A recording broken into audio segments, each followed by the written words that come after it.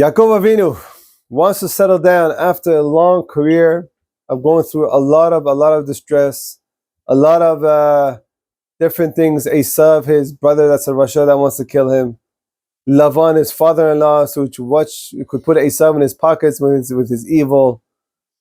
But he doesn't learn anything from him. He comes back and he is Shalem. Like Rashi says in last week's Parashah, he's Shalem in his money, he's Shalem in his body and his Torah. Nothing is affected. How could it be? This goes against Rambam.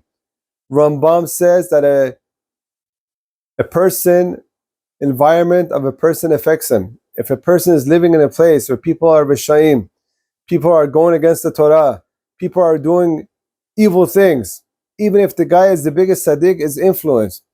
How could it be that Yaakov is not influenced? This goes against halakha. This goes against the Rambam. And the Rambam is writing the truth. There's no exceptions. How could Yaakov overcome this and not be affected by the influences of Lavan for 20 years? This I heard from Rabdan ben Moshe Shlita. He brings a beautiful, beautiful rayon idea why Yaakov was not affected, even though he was in the environment of Rishaim. Because he comes back and tells Esav, I'm back. Im Lavan garti v'taryag mitzvot shamarti. And I didn't learn from his bad, evil ways. Why? Because yeshli shor v'chamor. I have donkeys and I have herd. I have cows, sheep. You know why I didn't learn from him? A person could be influenced by a human being that's evil if he's always with him or in the environment. But if he's, let's say, working on a farm every day with animals, does he become an animal? No. He knows he's a human being and they're animals. He's not influenced. He doesn't become a cow. He doesn't become sheep. He doesn't become a donkey. He doesn't walk around mooing every day because he looks at them as shor v'chamor. That's what Yaakov is telling us here. You know why I didn't learn from the evil ways of Lavan, from my environment? I'm not going against the halacha. The Rambam is right. You're influenced. But I looked at them as donkeys and as sheep and as flock. And when I look at them like that, I'm not influenced by them because I know where I am standing, human being, and where they're standing as animals. And I'm not going to bring myself down to the level of animals. That's one thing. And that's what Yaakov Avinu is coming to teach us over here. What did the Greeks want us to do? They want us to become like animals, to get down on their level. But they come to us as human beings. So if we look at them, educated, they bring education, theater, Olympics, body, the beauty, everything. So a lot of, unfortunately, the Jews got lost. They became Hellenistic. They became reformed. Because they didn't go what Yaakov Avinu taught us. We should have looked at them like animals. Because they were doing acts of bestiality and animal instincts. And we had to look at them as what they are. But when it comes to human beings, we're not on Yaakov Avinu's level. So what should we do? What do we have to do? We have to move on to his son, Yosef HaSadik, this week's Parashah. The ultimate test. Eshet Potiphar. She comes and seduces Yosef to be with him day in and day out. And she wasn't a ugly woman. She was drop dead gorgeous, who used to change her clothing 3 times a day and put the best perfumes of those days, which puts the perfumes of these days to rest. Who could withstand that?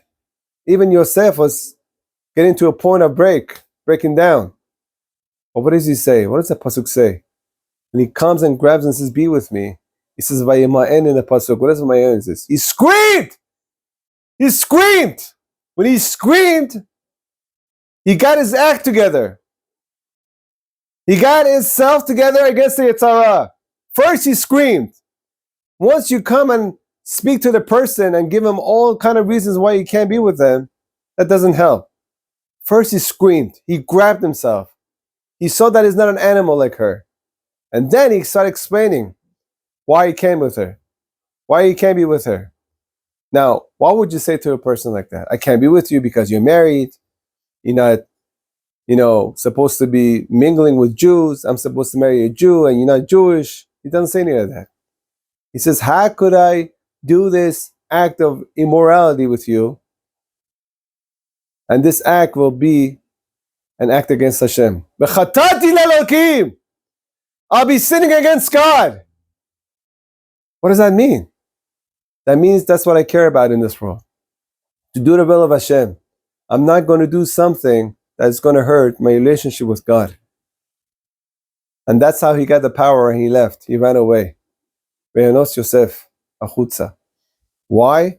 Because he followed the pasuk of David HaMelech in Tehillim. Shiviti Hashem kenegdi tamid. I always have God in front of me.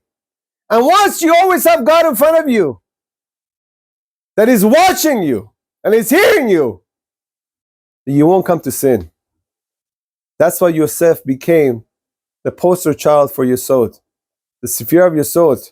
Yesod means the Brit Milah, overpowering and overcoming the desires of immorality. Yosef HaSadik taught us, in order to do that, first of all, we have to scream for help from Hashem and to always have Him in front of us. And that's what the Greeks wanted us to come and not scream. They do the screamings. They brought the discotheques, the pops, come on, let's party, be with us, the body is beautiful, cultural, theaters, noise, philosophy, whatever you want. Let's make the big Tamikdash into a party house. We're not going to destroy it. You want you to come and join us and be immoral. But they don't understand that you have Yosef that came before them. He screamed. He did the screaming. Hakol kol Yaakov. We scream to God to help us to overcome these desires. What this non-Jewish culture that's still with us today is trying to teach us. To become immodest. To come out of the Beit Midrash and stop learning Torah. To go and be like the Goyim. But they don't understand, we also have Yaakov. That we look down on these things.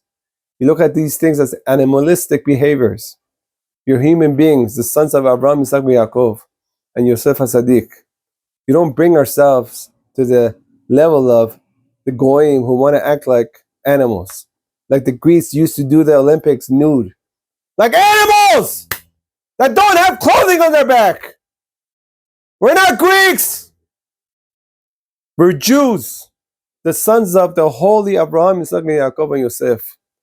You have to be thinking about these thoughts going into Hanukkah. Where am I standing?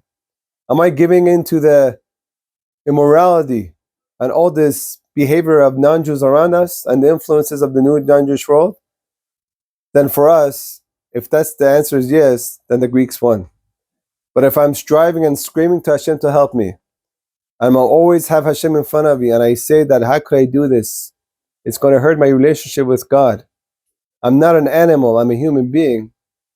Then you know that we're winning, like Abraham, Isaac, and Yaakov. Greek is out, the Jews are in, under the banner of Torah, and Bezat Hashem this Chanukah, you're going to take the flag of Mi Kamocha Ba'alim Hashem, Mi La Hashem Elai. Who is for Hashem is the one who's always keeping Hashem in front of him and will overcome these tests also, and will enjoy the coming of Mashiach with happiness, knowing that we're not Greeks, we're human beings like Abraham, Isaac, Yaakov, and Yosef. Shabbat Shalom.